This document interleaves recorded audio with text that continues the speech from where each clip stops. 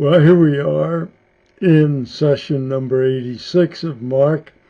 We're looking at the same 5 verses of Mark 15, 1 through 5.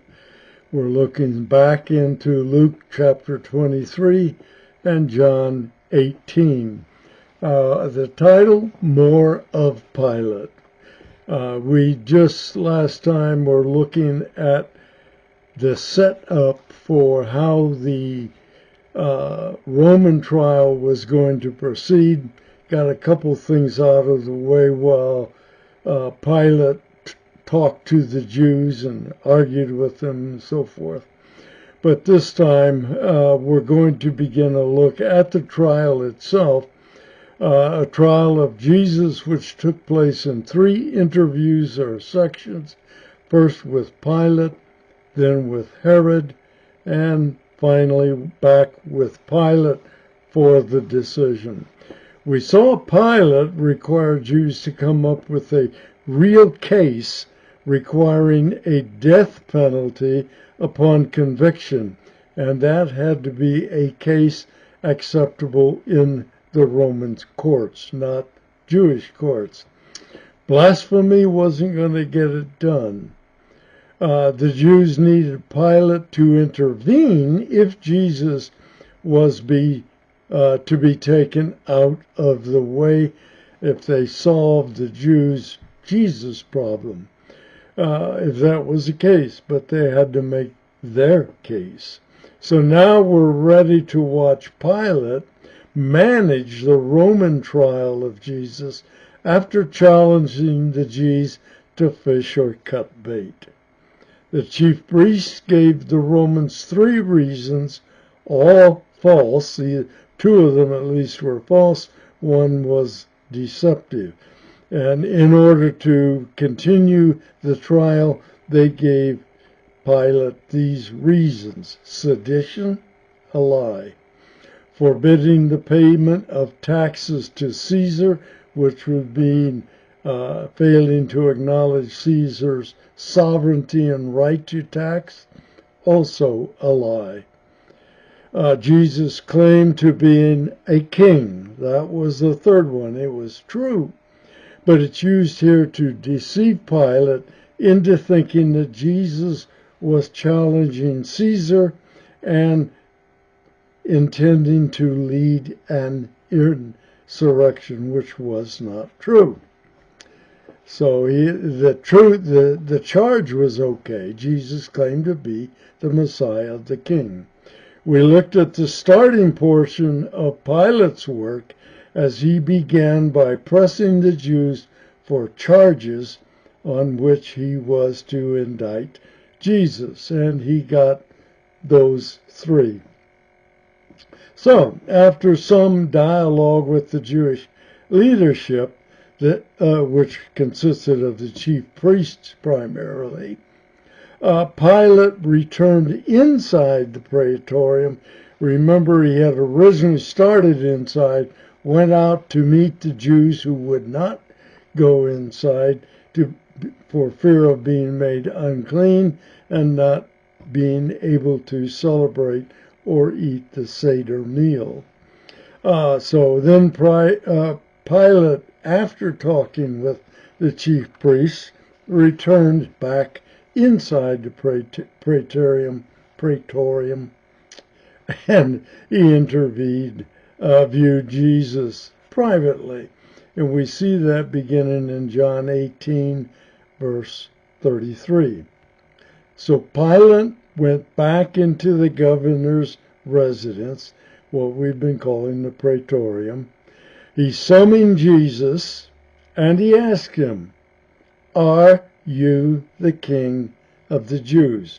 Straightforward question based upon the charge that he picked up as the one of significance. We do not know whether Jesus was outside when the argument about charges took place, but we doubt it.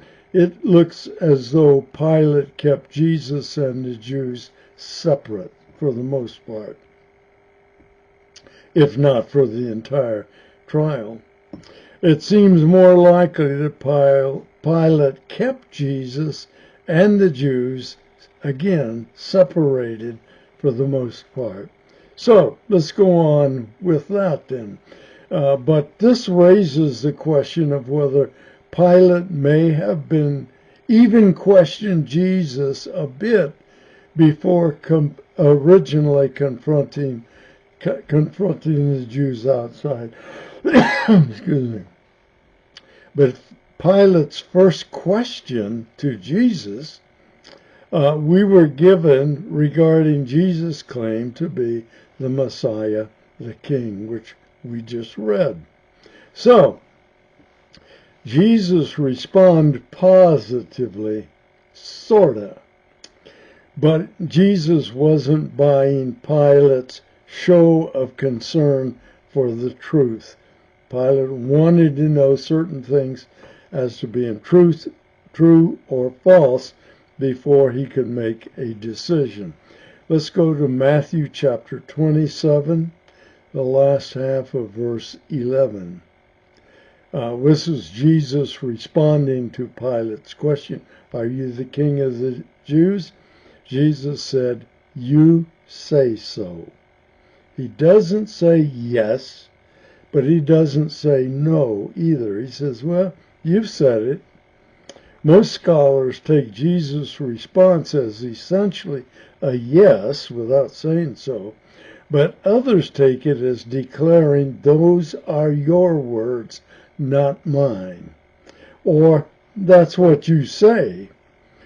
Jesus may have been hedging a bit, knowing Pilate's view of a secular kingdom, and that Pilate's view and his view differed significantly.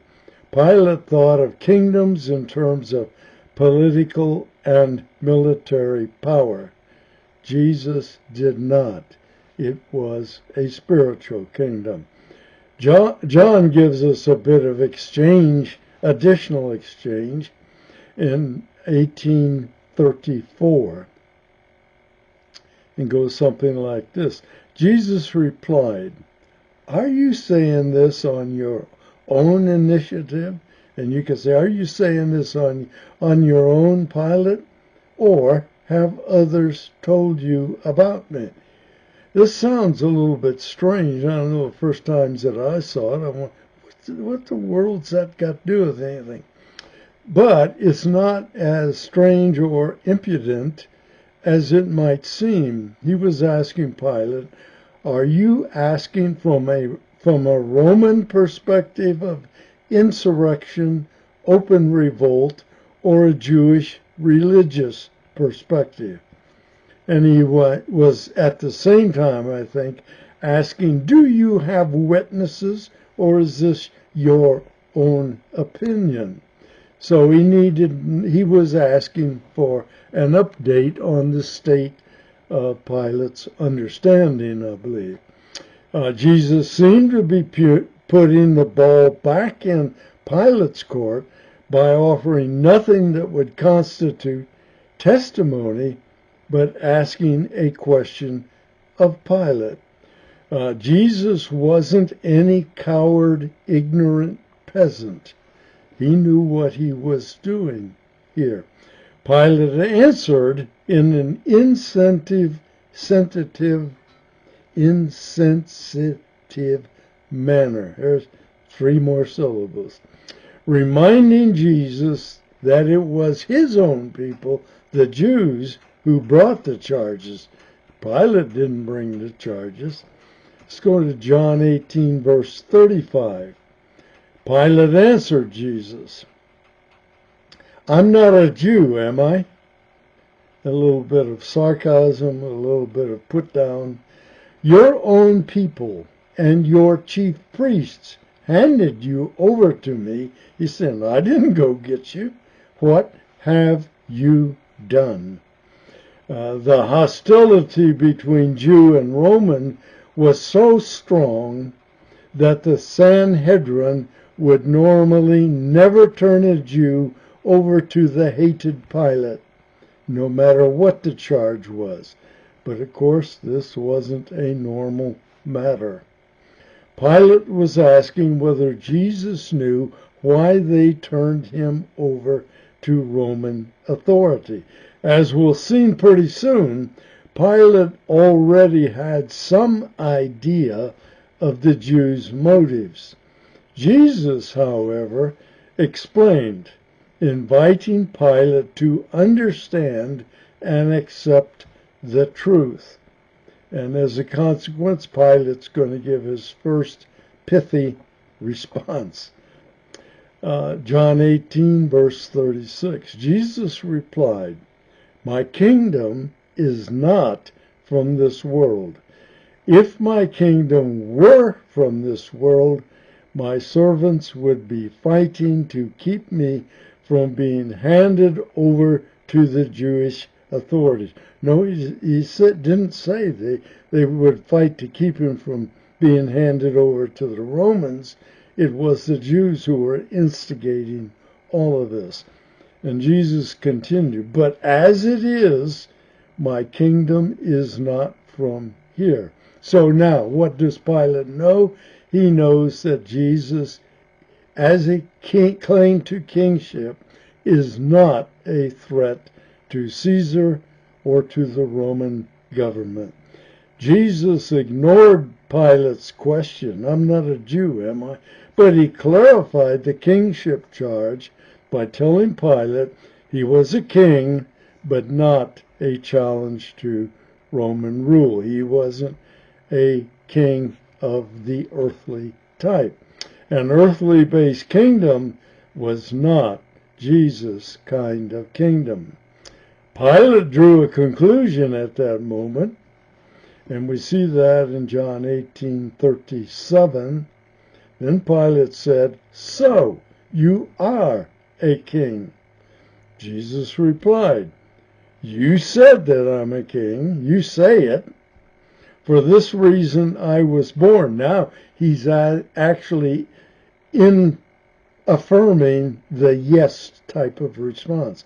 "For this reason I was born, and for this reason I came into the world to testify to the truth.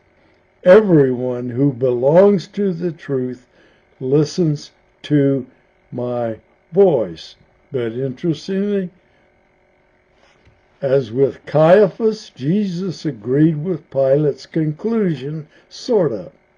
But he added to his response in order to bring Pilate to a true understanding of the meaning of his being a king. Jesus' agreement was an attempt to get Pilate on board with the truth, to which Pilate added his first pithy statement, as I mentioned a minute ago. John 18, first part of 38, verse 38. Pilate asked, "What is truth?" Famous response of Pilate that everybody has seen as they studied this part of Christ's life.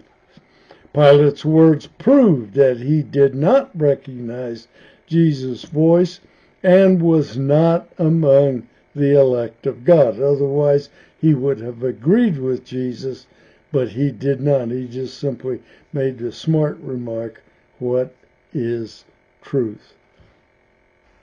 Pilate didn't wait for Jesus' answer, by the way. He stepped back outside and pronounced this: "I have insufficient evidence of any guilt that would require the death penalty." So this was Pilate's first attempt to free Jesus, not declaring him innocent, but said there's no evidence to convict him. The chief priests evidently continued their accusations, however, and they weren't going to have any part of Pilate's wanting to release him. Remember, to get rid of their Jesus problem, Pilate had to execute Jesus. And what looks like another possible trek back inside to see Jesus, because The Jews weren't giving up, so what was Pilate going to do? And we see that in Matthew 27, verses 12, 13, and 14. But when Jesus was accused by the chief priests and the elders, he did not respond. In other words, Jesus didn't answer. Then Pilate said to him, "Don't you hear how many charges they are bringing against you?" But Jesus did not answer even one accusation, so that the governor was quite amazed.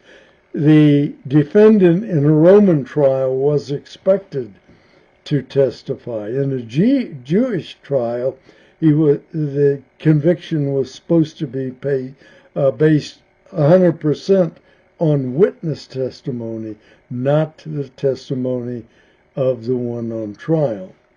Mark in 15:3 said the chief priests repeatedly made all the charges. Pilate's amazing at Jesus' silence arose from a point of Roman law, what I mentioned a moment ago. The accused's testimony was considered very important to the judicial process, but Jesus wasn't providing any testimony. He refused to provide it. So, where are we going next? Well, Jesus remained silent, as, by the way, if you go back to Isaiah 53:7, you find that it says that he did not open his mouth. And in relative to these charges, he certainly did not, except to admit that he was a king, not an earthly king, but a spiritual king. As far as the leader's charges were concerned, he was not answering. However, since the added charges, whatever they were, and we're not told what the added charges were, they were not part of the indictment. Jesus had no obligation to answer charges that were not being leveled at him, which would include only those on the indictment, those three.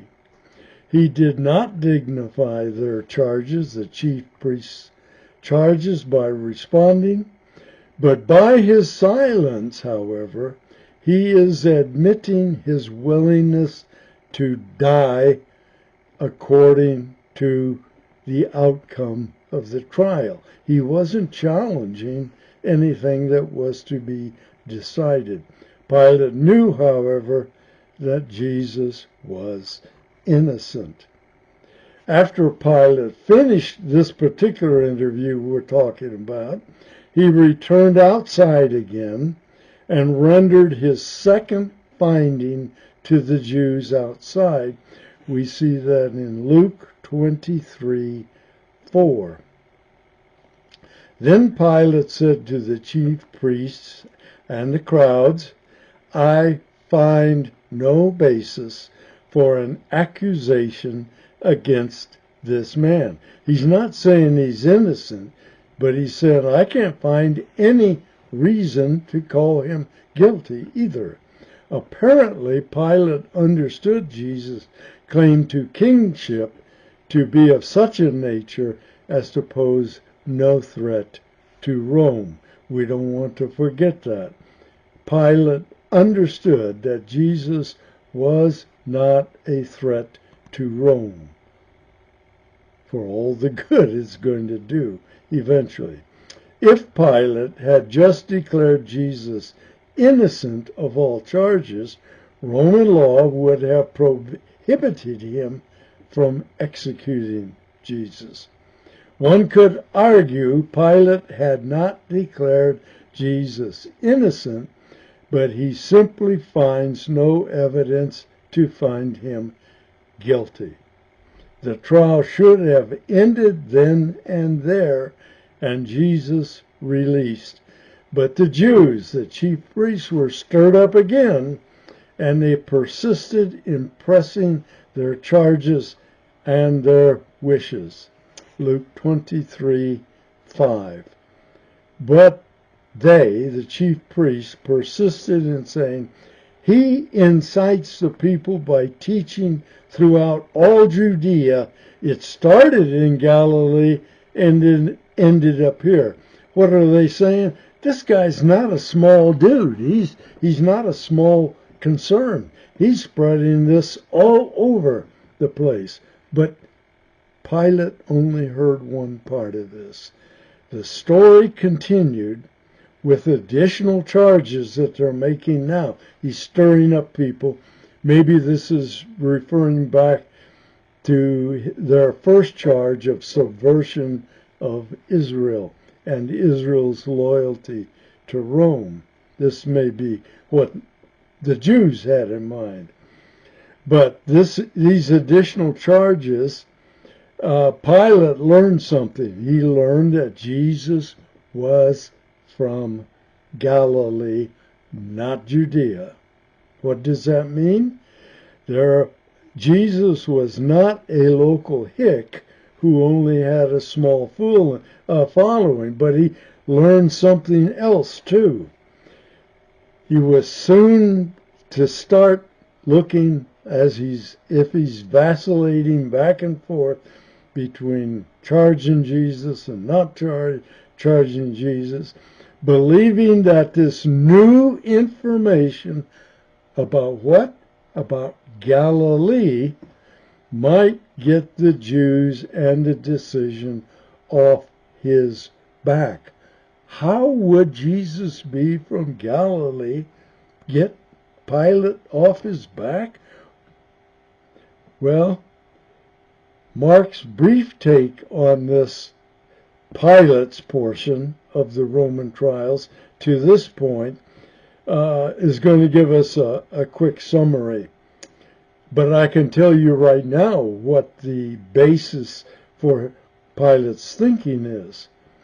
Galilee is not in my jurisdiction. The question that Pilate is realizing is available is, who has jurisdiction over Jesus? Where was it that Jesus caused most of his problems? If it is in Galilee, that's not my jurisdiction. That's Herod Antipas's jurisdiction. Remember, Herod had Galilee and Perea on the eastern side of the Jordan, going southward toward the Dead Sea. So all of a sudden, Pilate says, this may not be my problem. This may be Herod's problem. I want to skip now to Mark 15 and read the first 5 verses of Mark, at least starting halfway through verse 1. This is a quick summary. We're not going to learn anything new here, but I do want you to think in this and summarize it in your minds before our next session. It says this, binding Jesus. Notice again, they're always tying up Jesus when they move him from one place to another because of his history of simply being able to walk through them. They led him away, Jesus, and delivered him up to Pilate. In the beginning, the Jews delivered Jesus to Pilate. And so Pilate and he were in the praetorium. And then Pilate comes out to start with the Jews.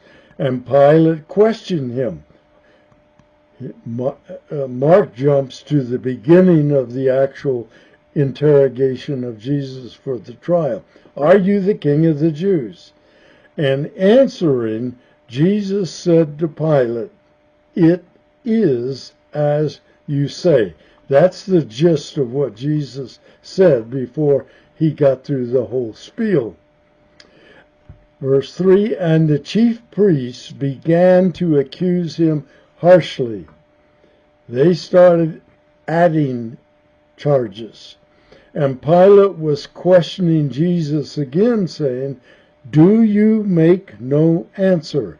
See how many charges they are bringing against you." But Jesus made no further answer, so that Pilate was amazed. Well, next time we're going to see what followed. No big mystery in it. It stems from the Jews' mention of Galilee and Pilate's own question of jurisdiction. Who should be deciding Jesus' fate? Me or Herod Antipas? Herod's still around in the shadows, and he is still the Roman chosen leader in Galilee. Any question of jurisdiction, anybody? Well, next time.